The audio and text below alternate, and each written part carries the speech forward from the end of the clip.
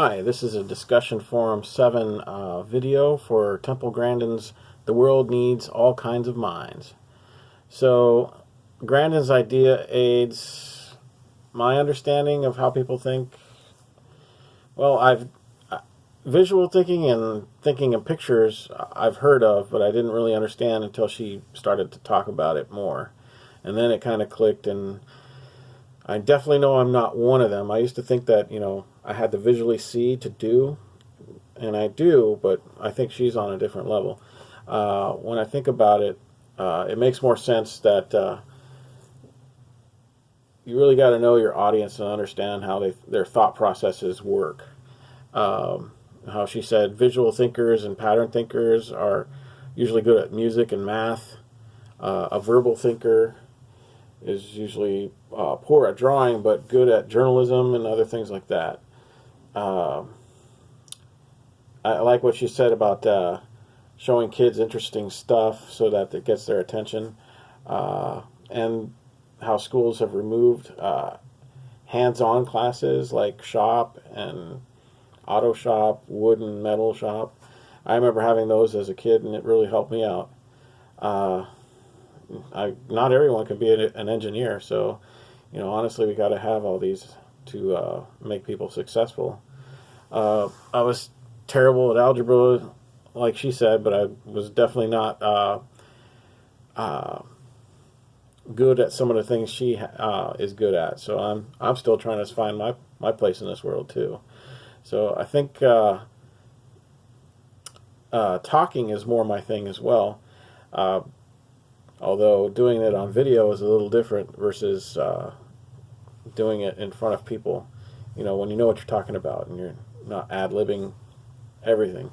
So, I still don't know how my own mind works. I like talking, but I'm shy. So how does that work? And you think about it in another person's perspective, and then try and understand how they're working, how their mind works too. How do you identify past these problems? So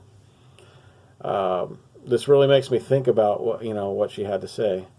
So on the next question that we have here, how might Grandin's ideas influence how you communicate with others? So I think you got to try and talk in a way that can be visually or visually that somebody can visualize and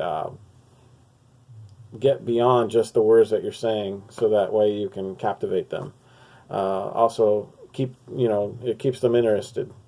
So try and identify if they are showing any of the learning differences that she talked about through autistic people or ADD.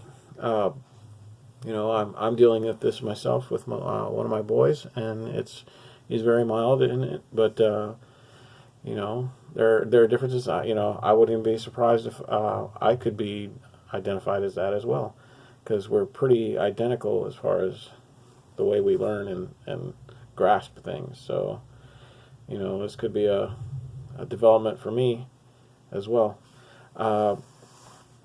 Let's see. So learning differences, communication, grabbing attention, all these things can help you communicate with others, so that way they don't lose interest in what you're talking about, and you don't, have people walk away. So how do you relate to these ideas to writing? In the way you write, you can do the same thing by having things that pop out when you write, so that way people can visualize, make them visualize in their own mind how they can make sense of what you're talking about.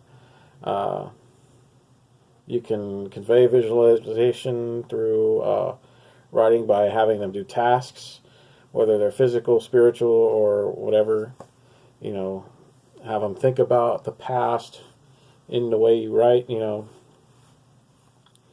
with a question, and then see if they can come up from their own mind visually through your writing. So that's what I'm trying to go for, but We'll see how it goes. Thank you very much.